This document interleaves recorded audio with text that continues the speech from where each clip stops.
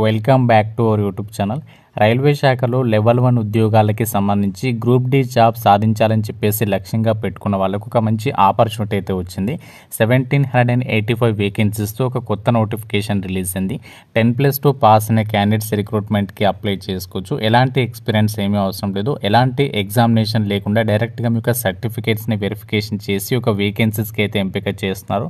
Andhra Pradesh, Telangana male and female అందరూ కూడా ఆన్లైన్లో అప్లై అయితే చేసుకోవచ్చు.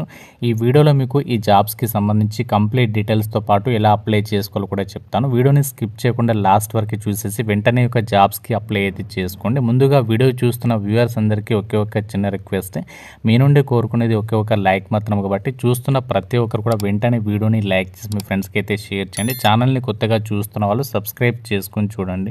యొక్క రైల్వే శాఖ రిలీజ్ చేసినటువంటి ఈ రిక్రూట్మెంట్కి సంబంధించి ఎవరు అప్లికేషన్ చేసుకోవచ్చు అంటే మీరు ఇండియన్ నేషనల్ అయితే సరిపోతుంది. ఏ రాష్ట్రానికి చెందిన వాళ్ళైనా మేల్ అండ్ ఫీమేల్ క్యాండిడేట్స్ అందరూ కూడా ఈ యొక్క వేకెన్సీస్కి ఆన్లైన్లో అప్లికేషన్స్ సబ్మిషన్ చేసుకోవచ్చు. ఇక్కడ నోటిఫికేషన్ రిలీజ్ డేట్ కూడా చూడొచ్చు. ఈ రోజు మనకి అధికారికంగా కొద్దిసేపటి క్రితమే నోటిఫికేషన్ అనేది అఫీషియల్గా రిలీజ్ అయింది. సో రిలీజ్ అయిన వెంటనే మీకు వీడియో అయితే చేస్తున్నాను. కాబట్టి చూస్తున్న ప్రతి ఒక్కరు కూడా లైక్ చేసి మీ ఫ్రెండ్స్ కూడా షేర్ చేసే ప్రయత్నం అయితే చేయండి. ఈ యొక్క రిక్రూట్మెంట్కి అప్లై చేయడానికి లాస్ట్ డేట్ వచ్చేసి 27th డిసెంబర్ వరకు కూడా రిక్రూట్మెంట్కి మనము అప్లికేషన్స్ అయితే సబ్మిషన్ అయితే చేసుకోవచ్చు. రిక్రూట్మెంట్ నోటిఫికేషన్ ద్వారా టోటల్గా మనకి 1785 వేకెన్సీస్ని అయితే రిక్రూట్మెంట్ చేస్తున్నారు. ఇందులో మనకి వివిధ విభాగాల్లో వేకెన్సీస్ అనేవి కేటాయించారు.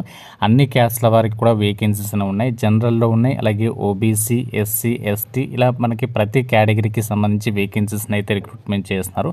అలాగే మనకి ఏదైతే వర్క్షాప్స్ ఉన్నాయో రైల్వే శాఖకి సంబంధించి ఇక్కడ మనకి వివిధ రకాల వర్క్షాప్స్లలో ట్రేడ్ల వారిగా వేకెన్సీస్ అనేవి కేటాయించడం అయితే జరిగింది. ప్రతి ట్రేడ్కి సంబంధించి ఎన్నెన్ని వేకెన్సీస్ ఉన్నాయి మీరు ఇక్కడ స్క్రీన్ పైన అయితే చూడొచ్చు. సో మనకి వివిధ వర్క్ షాప్స్ వాటికి సంబంధించి డివిజన్స్లలో ఈ యొక్క నోటిఫికేషన్ ద్వారా ఈ యొక్క వేకెన్సీస్ని అయితే భర్తీ చేస్తున్నారు. మీరు దేనికైనా సరే అప్లై చేసుకోవచ్చు. కాకుంటే మీరు ఎక్కడైతే అప్లికేషన్స్ పెడతారో దానికి సంబంధించి లొకేషన్కి వెళ్ళి మీరు అక్కడ వర్క్ చేయాల్సి అయితే ఉంటుంది. అయితే ఒక రిక్రూట్మెంట్కి మనకి సెలక్షన్ అనేది ఎలా జరుగుతుంది అంటే ఇక్కడ నోటిఫికేషన్లో మోడ్ ఆఫ్ సెలక్షన్ అంటే సెలక్షన్ ప్రాసెస్కి సంబంధించి ఆ యొక్క డీటెయిల్స్ని అయితే మెన్షన్ చేస్తారు. ఈ రిక్రూట్మెంట్కి మనకి ఎలాంటి ఎగ్జామినేషన్ కానీ, ఇంటర్వ్యూస్ కానీ, స్కిల్ టెస్ట్లు కానీ ఏమీ కూడా కండక్ట్ చేయరు. సెలక్షన్ అనేది ఎలా జరుగుతుందంటే selection will be on the basis of merit list prepared in respect of all the candidates who apply against the notification in respective trades. So మనకి ఏదైతే నోటిఫికేషన్లో మెన్షన్ చేసినటువంటి ట్రేడ్స్ ఉన్నాయో ఆ ట్రేడ్స్లలో ఎవరైతే అప్లికేషన్స్ పెట్టుకుంటారో ఆ యొక్క అప్లికేషన్స్ పెట్టుకున్నటువంటి క్యాండిడేట్స్ నుంచి మెరిట్ లిస్ట్ అనేది ప్రిపేర్ చేస్తారంట. అది ఎలా ప్రిపేర్ చేస్తారంటే వాళ్ళ యొక్క క్వాలిఫికేషన్లో వచ్చినటువంటి మార్కులని ఆధారంగా చేసుకొని మెరిట్ లిస్ట్ అనేది డైరెక్ట్గా ప్రిపేర్ చేస్తారంట. ఒకవేళ ఇద్దరు క్యాండిడేట్స్కి కనుక సేమ్ మార్క్స్ వచ్చినట్లయితే అప్పుడు వాళ్ళకి ఎవరిలో ఎక్కువ ఏజ్ అయితే ఎవరికి ఉంటుందో వాళ్ళకి ప్రిఫరెన్స్ అనేది ఇవ్వడం జరుగుతుంది. ఆ విధంగా ఆ యొక్క అభ్యర్థుల్ని డైరెక్ట్గా షార్ట్ లిస్ట్ చేసేసి ఆ మెరిట్ లిస్ట్ అనేది వెబ్సైట్లో పెడతారు. అందులో కనుక మీ నేమ్ ఉన్నట్లయితే సో డైరెక్ట్గా మీరు రిక్రూట్మెంట్కి సెలెక్ట్ అయినట్లయితే డైరెక్ట్గా మీరు డాక్యుమెంట్ వెరిఫికేషన్కి అటెండ్ అయ్యి ఈ రిక్రూట్మెంట్కి మీరు ట్రైనింగ్ ప్రోగ్రామ్కి అయితే మీరు ఎంపిక అవ్వచ్చు అనమాట. అలా మనకి సెలక్షన్ అనేది జరుగుతుంది. ఫ్రెండ్స్, ఎవరైతే రైల్వే శాఖలో పర్మనెంట్ జాబ్ సాధించాలి, అది కూడా గ్రూప్ డి క్యాడర్కి సంబంధించి లెవెల్ 1 ఉద్యోగాల్ని సాధించాలని చెప్పేసి ఎయిమ్గా పెట్టుకున్నారో, గోల్గా పెట్టుకున్నారో సో వాళ్ళందరికీ కూడా ఇది ఒక పెద్ద గుడ్ న్యూస్ అని చెప్పుకోవచ్చు. సో అదేంటి అంటే మనకి ఇక్కడ నోటిఫికేషన్లో మీరు అదర్ టర్మ్స్ అండ్ కండిషన్స్లో 6.1 పాయింట్ ఒకసారి క్లియర్గా చదవండి. ఇందులో మనకి ఇక్కడ క్లియర్గా ఇచ్చారు 20% of the vacancies notified to be filled up in ఎరెస్ట్వల్ గ్రూప్ డి కేటగిరీ పోస్ట్. అంటే మనకి ఏదైతే రైల్వే శాఖకి సంబంధించి మనకి నెక్స్ట్ మంత్ అంటే డిసెంబర్ మంత్లో ఏదైతే రైల్వే గ్రూప్ డి నోటిఫికేషన్ రాబోతుందో అందులో 20% ఆఫ్ వేకెన్సీస్ అనేవి ఎవరితో ఫిలప్ చేస్తారంటే ఇక్కడ క్లియర్గా ఇచ్చారు చూడండి.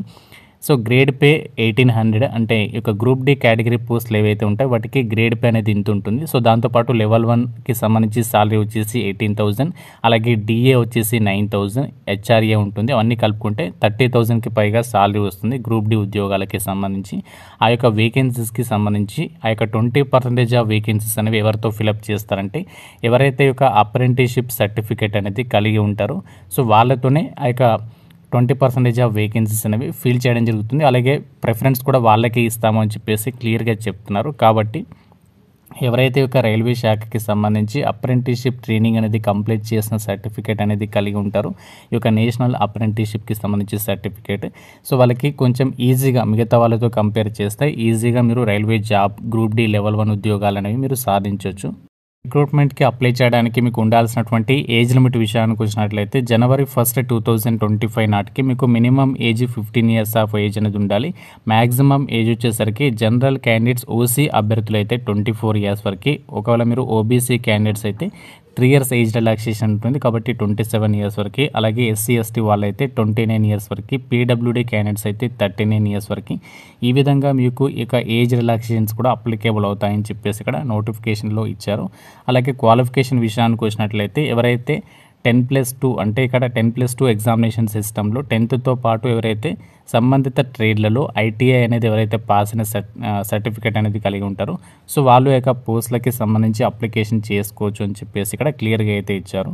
ఇప్పుడు యొక్క రిక్రూట్మెంట్కి సంబంధించి మనము ఎలా అప్లికేషన్ చేసుకోవాలి, అప్లికేషన్ ప్రాసెస్ అనేది చూద్దాం. నేను మీకు అప్లై లింక్ అనేది డిస్క్రిప్షన్లో కామెంట్ సెక్షన్లో ఇస్తాను. ఆ లింక్ మీద క్లిక్ చేస్తే ఈ విధంగా మీకు వెబ్సైట్ అనేది ఓపెన్ అవుతుంది. Railway recruitment cell RRC south eastern railway అని చెప్పేసి ఉంటుంది. ఇక్కడ మీరు అప్లై చేయడానికి ఇక్కడ రిజిస్టర్ అని చెప్పేసి కనిపిస్తుంది. సో దీని మీద క్లిక్ చేసి ఫస్ట్ ఇందులో రిజిస్ట్రేషన్ చేసుకోవాలి. సో రిజిస్ట్రేషన్ చేసుకోవడానికి సంబంధించి ఇక్కడ బేసిక్ డీటెయిల్స్ అడుగుతుంది. ఇందులో మీ యొక్క డీటెయిల్స్ అన్ని కూడా ఇచ్చేసి ఫస్ట్ రిజిస్ట్రేషన్ ప్రాసెస్ అనేది కంప్లీట్ చేసుకోవాలి. సో చేసుకున్న తర్వాత బ్యాక్ వచ్చేసేసి ఇక్కడ మీరు అప్లై అని చెప్పేసి ఉంది. సో దాని మీద క్లిక్ చేసేసి మీ యొక్క రిజిస్ట్రేషన్ ఐడి పాస్వర్డ్ ఎంటర్ చేసి క్యాప్చా కోడ్ ఎంటర్ చేసి లాగిన్ అయిన తర్వాత అప్లికేషన్ చేసేస్తే సరిపోతుంది.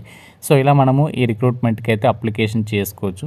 అప్లికేషన్ ఫీజుకి సంబంధించి డీటెయిల్ చూసినట్లయితే SC ST PWD women candidates అయితే ఎలాంటి ఫీ లేకుండా ఫ్రీగా ఆన్లైన్లో అప్లికేషన్స్ సబ్మిషన్ చేసుకోవచ్చు. సో మిగతా అభ్యర్థులు మాత్రమే ఈ యొక్క 100 రూపీస్ అప్లికేషన్ ఫీజు అనేది మీరు ఆన్లైన్లో అయితే పే చేయాల్సి ఉంటుంది.